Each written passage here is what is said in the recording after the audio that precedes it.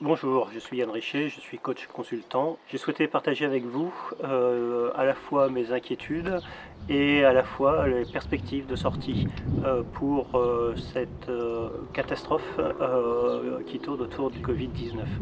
Alors le Covid-19 c'est bien une catastrophe, hein. C'est quelque chose qui nous arrive comme ça, qui nous tombe sur le coin de la figure, c'est complètement imprévu et ça génère une crise sanitaire, mais c'est aussi en train de générer une crise économique. Et c'est cette crise économique qui nous inquiète tout particulièrement nous, chefs d'entreprise, quelle que soit notre taille d'entreprise, que nous soyons solo, en TPE, en PME ou en ETI et encore en multinational. Évidemment, ce ne sont pas les mêmes conséquences, mais ce que on va retrouver pour l'ensemble des personnes qui interviennent sur cette crise, ce sont 5 réflexes qu'il faut avoir pour passer et peut-être créer des opportunités autour de la crise, parce que le mot crise a une étymologie qui nous ramène à la distinction, à prendre une décision. C'est ce que nous allons voir en 5 points aujourd'hui. Le premier point sur lequel il faut travailler, parce que c'est le plus simple, c'est celui qui va nous rassurer, c'est de faire le point sur tout ce que nous savons. Et donc tout ce que nous maîtrisons, le lister et le travailler, c'est-à-dire où j'en suis de ma trésorerie aujourd'hui, est-ce que je peux me faire une projection rapide en connaissant mes charges fixes et mes charges variables pour savoir combien de temps de trésorerie j'ai pour faire face à la crise. Est-ce que dans toutes les aides qui sont proposées par le gouvernement, j'ai pu mobiliser un maximum d'aides, ou en tout cas celles qui me paraissent adaptées par rapport à ma situation. Et est-ce que je suis en capacité de faire ou pas rapidement les dossiers et avoir des retours rapides là-dessus. C'est aussi faire le point avec ses fournisseurs, avec ses clients. Évidemment, ça c'est un point qui est déjà fait aujourd'hui pour la plupart des entreprises, mais il est important quand même de l'avoir structuré. Ce qui fait qu'on peut passer au deuxième point. Le deuxième point, c'est de faire la liste des incertitudes. Alors pas des incertitudes qui ne vous intéressent pas, des incertitudes qui nous intéressent dans notre activité pour être en capacité de rebondir, de redémarrer dans 1, 2, 3, 4 semaines selon les cas. Ces incertitudes, c'est de balayer par exemple qu'est-ce qui se passe dans mon secteur d'activité. Si je suis dans le tourisme, si je suis dans l'aérien, si je suis dans l'aéronautique ou si je suis dans le bâtiment, les travaux publics, je ne vais pas avoir tout à fait le même style de problématique. Peut-être que l'aérien, ça va être extrêmement long avant de retrouver une activité pleine, parce que on est passé d'une activité forte à zéro activité. Et comme le Covid se déploie par les contacts, très certainement le nombre de déplacements va être limité, que ce soit au niveau national ou au niveau international. Donc le trafic aérien ne va pas retrouver tout de suite et certainement pas rapidement ces niveaux d'avant la crise.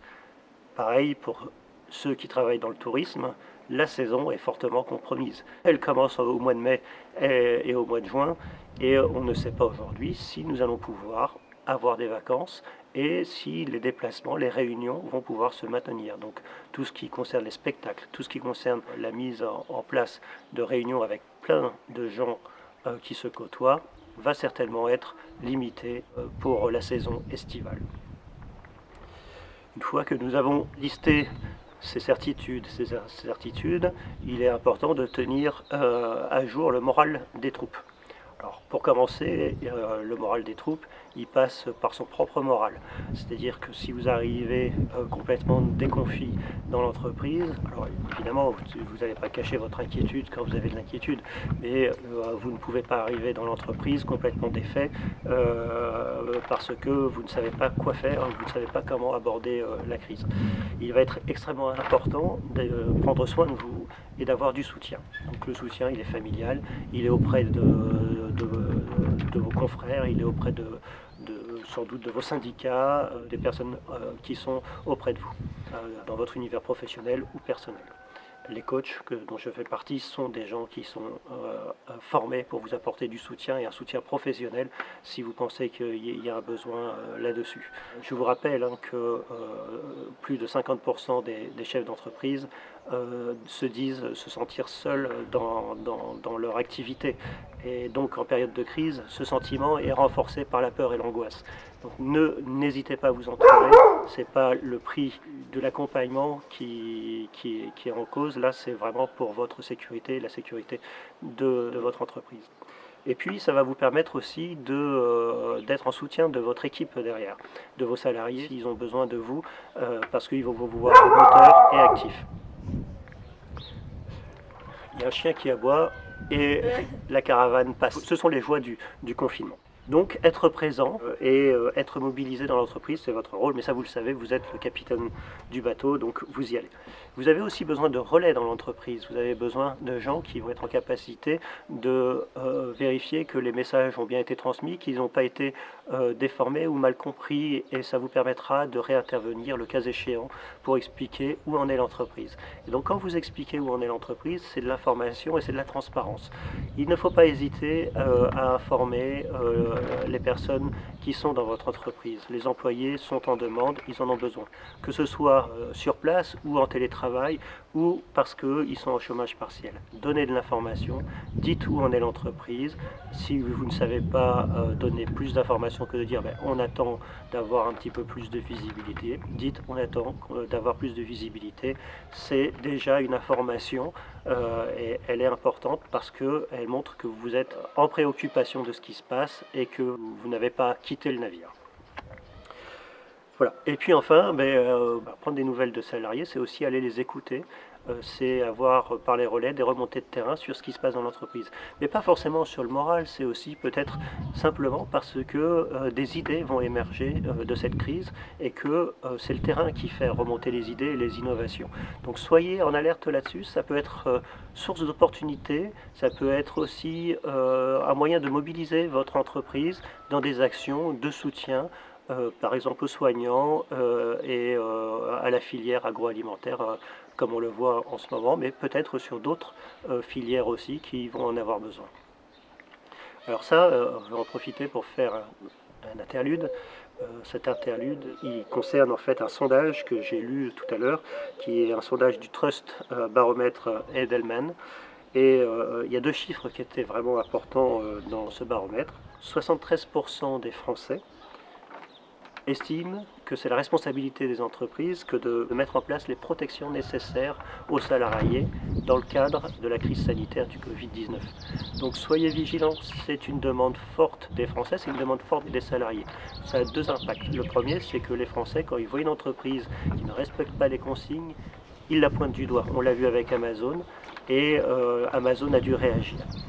C'est aussi au sein de vos salariés, si vous ne mettez pas en place les bonnes mesures, la confiance va s'étioler. Et dans une crise, la confiance est un des éléments vraiment importants pour permettre de passer la crise. J'ai vécu des crises dans lesquelles, effectivement, quand il y avait de la défiance entre les salariés et les managers et l'encadrement et la direction, cette crise ne trouvait pas d'issue positive. Donc il est extrêmement important d'avoir en tête que la confiance va être un des éléments de sortie de crise et un des facteurs clés de la sortie de crise. Voilà, j'en ai fini avec l'interlude. Une fois que effectivement vous avez balayé vos certitudes, vos incertitudes et que vous avez fait le tour du moral des troupes, commencez à travailler et continuez à travailler parce que en fait un scénario, vous le savez tous, quand on fait un business plan, quand on fait des scénarios, on n'a jamais le scénario parfait, il faut toujours le travailler et en fait on travaille un scénario non pas pour l'appliquer à la lettre, mais pour explorer les possibilités, explorer les possibles. Et donc vous allez faire un scénario positif, on va dire optimiste, un scénario intermédiaire, un pessimiste, et puis il faut dans les scénarios mettre en place aussi celui de la cessation de paiement.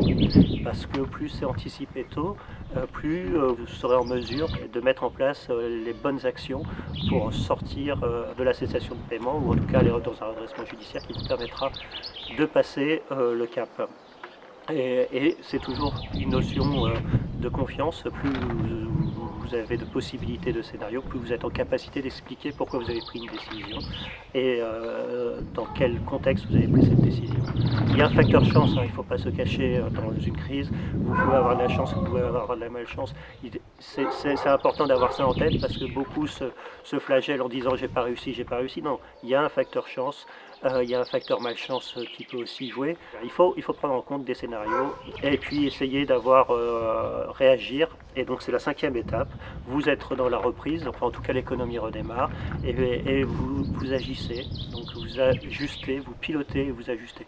Et là, toujours avec votre plan de trésorerie, je vous ai dit, c'est l'alpha et l'oméga de la sortie de crise. Le plan de trésorerie, c'est ce qui vous permet de dire si vous êtes en situation de continuer ou pas à tout instant.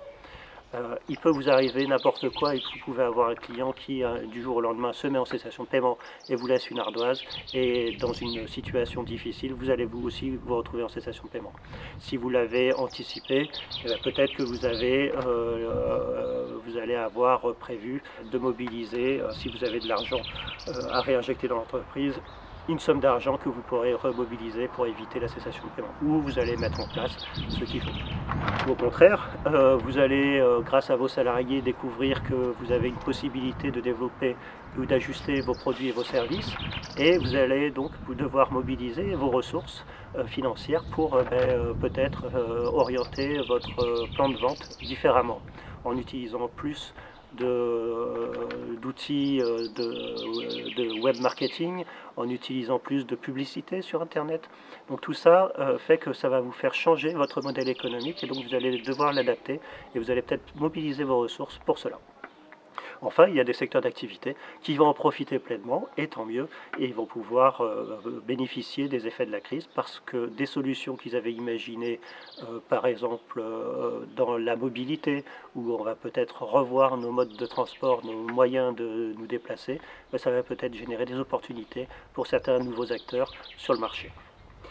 Voilà, donc extrêmement important, vous reprenez, ça redémarre, maintenez le lien, gardez le cap, redonnez du sens, pilotez et ajustez en permanence, c'est la réactivité qui va être importante.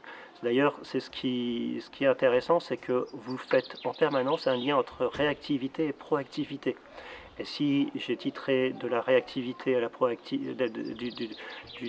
d'être réactif à proactif, c'est parce que justement, il faut finalement dans une crise être en permanence réactif pour ajuster, mais proactif aussi pour pouvoir anticiper et apporter des solutions qui vont vous permettre de passer cette crise, je l'espère, dans les meilleures conditions.